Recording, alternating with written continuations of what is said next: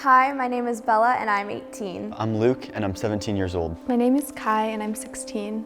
I'm Sarah. I'm Rishika, I'm 16. My name is Reza. I'm Annabelle and I'm 18 years old. My name is Sammer and I am 16. I struggled with anxiety and depression, and it was really difficult trying to manage that all on my own. I thought for so long I had to keep that to myself and that I didn't want to share it with anybody else, but it got to a point where I realized that I really did need more help. Last year, I was sexually assaulted, and I think the first person that I talked to was my therapist. I remember sitting in her office and she asked me, like she did every week, "How are you?" I just sat there for about 10 seconds. I looked at her straight in the eye and I started crying. The moment I realized I needed help was when she told me that it's gonna be hard and that it's gonna suck, but that when I get to the other side, I'm gonna be so much stronger. And I realized I'm not gonna be able to do that alone. I'm gonna need so much support from my family and my therapist. I was struggling with an eating disorder. My friends would come to me concerned and I'd refuse to talk to them about what was going on. I'd refuse to talk to my parents. And eventually my mom took me to the urgent care ward and they sent me to the hospital. And for a long time I was in denial that I needed emotional support, that I needed someone to reach out to me and talk to me. I just refused to treat myself with any sort of respect. Just after I moved, it was really overwhelming because I moved from a different country. There was a lot of new things I had to get used to. I was also really lonely because I had a hard time fitting in and making friends. But I wasn't really talking to anyone about it because in a way I felt like it wasn't a big deal.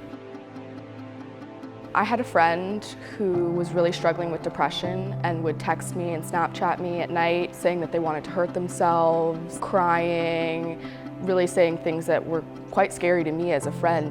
I had a friend who has anxiety. She texted me one day and it was a long string of texts in which she was talking about all the things she was overwhelmed with and how panicked she was. I had a friend back in 8th grade who told me that she was struggling with depression and anxiety, and I didn't really realize the severity of the situation until she told me that she was self-harming. When I was 13, my best friend was going through a really rough time. He had a lot of suicidal thoughts from PTSD. Every day he came to school talking about ways he could kill himself with common household objects. One of my very close friends was struggling with anxiety and depression. And I knew that she needed help, but she wasn't actively seeking help. So I connected her with my school counselor. The first thing to do is listen. Oftentimes you want to jump to help and solve their problems, but the first really key thing to do is to listen to what they're going through. If you realize that they're going through what could be a harder or worse mental illness, then get an adult involved. There are a lot of other people in the community that can help you when you're dealing with a friend who's struggling, opening up to any trusted adults, whether that's a teacher, an employee at your school, your own therapist, or your parents. Hearing someone who cares tell you, "I know you're suffering right now, but I promise I'm with you every step of the way." Just hearing that is really powerful, and if it's the first time someone's heard it, it can actually be kind of life-changing. The best thing that you can do as a friend or as someone who's supporting someone else is just to listen and support before you give advice, and only give advice if you're asked for it. For those who are having a hard time or struggling, you should just be there for them, help them, just tell them that I'm here for you and you can talk to me. And you could also lead them towards resources if you're not in a place to help them.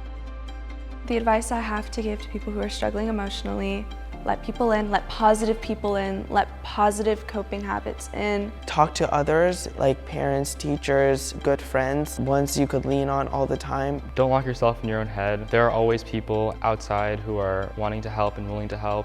There are things in this world that are worth recovering for, and there's all these things that are worth living for and worth getting better for. You have to be willing to go out there and fight for your own recovery. You have to go out there and be willing to be honest with the people around you. Let them know that you need their support. You don't have to struggle through this by yourself. When you open up, people will be there to support you and will be there to help you through this. There's no standard for needing help. If you're human and you're suffering, then you need help. That's all. It shouldn't be a set of hoops to jump through. If you're suffering, you need to accept the hands that are reaching out to you to lift you out of that dark place. Getting help is one of the strongest things that you can do as a person because it's admitting vulnerability. When you do that, you can make yourself better and you can make yourself feel better and you can really let all that light into your life. So getting help is something that's worth it.